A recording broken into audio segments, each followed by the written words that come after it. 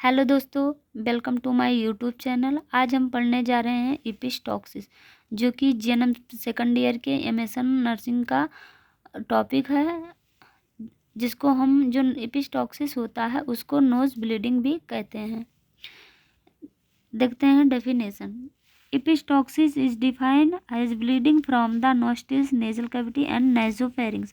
जो एपिस्टॉक्सिस होता है इसमें जो हमारे नोस्ट्रिल्स होते हैं, नेजल कैविटी या एंड नाइजोफेरिंग्स होते हैं, उनसे ब्लीडिंग होती है, जिसको एपिस्टॉक्सिस कहा जाता है। Nose bleeding is mainly occurs due to direct flow of the nose and bursting of blood vessel within the nose. जो एपिस्टॉक्सिस होता है उसमें मेनली क्या होता है, जो हमारे नोज़ में ब्लड वेसल्स या कैपिलरीज होती हैं, जब वो रैप्चर हो जाती हैं, ब्रस्टिंग मतलब वो फट जाती हैं, उसमें से जो ब्लड होता है वो फ्लो होता है, मतलब वो ब्लीड करने लगता है, और जो कि डायरेक्टली नोज़ के थ्रू ब्लीड होता है। उसके बाद है कॉजेस या फिर इटियोलॉजी ऑफ दी एपिस्टॉक्सिस। क्या क्या कॉजेस हो सकते हैं एपिस्टॉक्सिस के? First one is facial injury. अगर फेस में कोई इंजरी हो जाती है उसकी वजह से ब्लड वेसल रैप्चर हो जाते हैं और ब्लीडिंग होती है। Maxillary injury, nose flowing, nose अगर फ्लो हो रहा है उसकी वजह से। Allergic and non allergic rhinitis, अगर किसी पर्सन को एलर्जिक या फिर नॉन एलर्जिक रेनिटाइटिस है उसकी वजह से।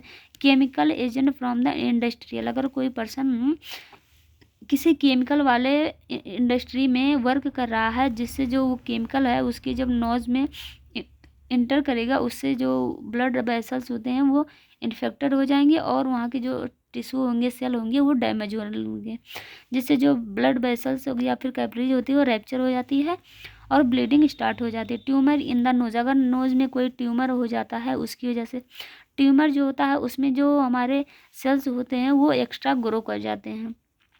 फेशियल एंड नेजल सर्जरी, अगर हमारे फेस पे या फिर नेजल में कोई सर्जरी हुई रहती है उससे भी नोज ब्लीडिंग होती है। उसके बाद है इनहेरिटेड ब्लीडिंग डिसऑर्डर, अगर किसी पर्सन की फैमिली में, मतलब किसी अदर पर्सन को, उसकी फैमिली में किसी भी पर्सन को ब्लीडिंग डिसऑर्डर होते हैं, उसकी वजह से अदर पर्सन को ब्लीडिंग डिसऑर्डर होने के चांसेस रहते हैं। Use of drugs such as aspirin, जो एस्प्रिन होता है एक ड्रग्स होता है जिसका यूज मेनली जो ब्लड होते हैं उसको थिन करने के लिए यूज किया जाता है। अगर हम इसका ओवर यूज कर लेते हैं उसकी वजह से भी जो ब्लड वेसल्स या कैपिलरीज होते हैं वो रैप्चर हो जाते हैं और ब्लीडिंग होती है। क्या क्या रिस्क फैक्टर हो सकते हैं एपिस्टॉक्सिस के? Blood clotting disorder such as haemophilia, child age under 10, जो मतलब एपिस्टॉक्सिस की वजह से क्या क्या डिसऑर्डर, जैसे कि जो ब्लड होगा वो मतलब क्लॉट नहीं होगा, उसमें डिसऑर्डर हो जाएंगे, जैसे कि हीमोफीलिया जो होता है वो एक ब्लड डिसऑर्डर है जिसमें जो ब्लड होता है वो क्लॉट नहीं हो पाता है। और जो ये मेनली ब्लड क्लॉटिंग डिसऑर्डर होता है वो मेनली जो होता है वो जो 10 ईयर्स अंडर एज के बच्चे होते हैं उसमें मेनली कॉज होता है।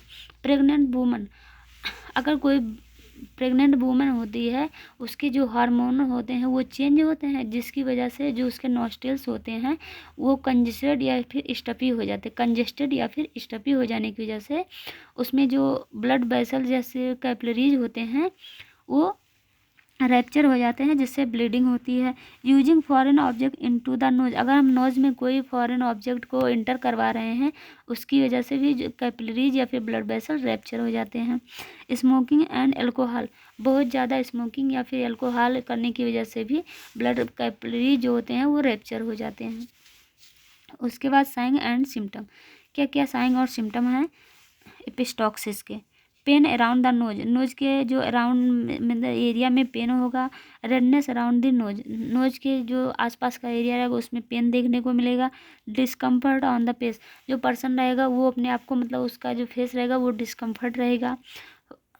डिस्कम्फर्ट, डिजीनेस, जो मतलब पर्सन रहेगा अगर बहुत ज़्यादा उसको ब्लीडिंग हो रही है जिसकी वजह से उसके बॉडी में फ्लूइड कम होने की वजह से उसको डिजीनेस मतलब होता है चक्कर आना। फेंटिंग, मतलब वो पर्सन बेहोश हो जाएगा, होने लगेगा। कन्फ्यूजन, उसको बहुत ज़्यादा कन्फ्यूजन होगा। ब्लीडिंग होगी from the nostrils, nasal cavity and gum, जो पेशेंट के गम होंगे, नॉस्ट्रिल्स होंगे, नेजल कैविटी होंगे, उनसे ब्लीडिंग होगी।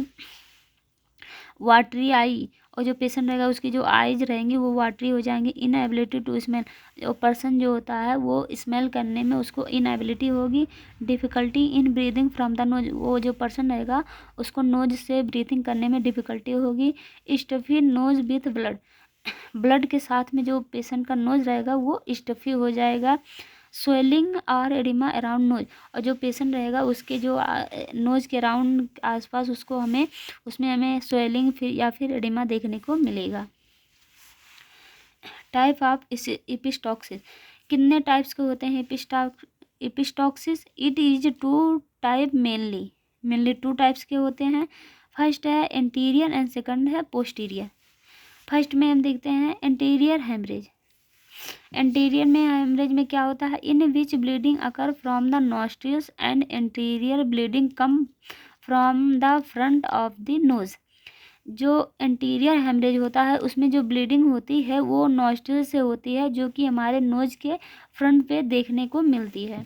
और जो पोस्टीरियर हेमरेज होता है, पोस्टीरियर एपिस्टॉक्सिस और bleeding comes from the back of the knows, और जो पोस्टीरियर हेमरेज होता है उसमें जो ब्लीडिंग होती है वो हमारे नोज से होती है, बट वो बैक साइड में होती है नोज के।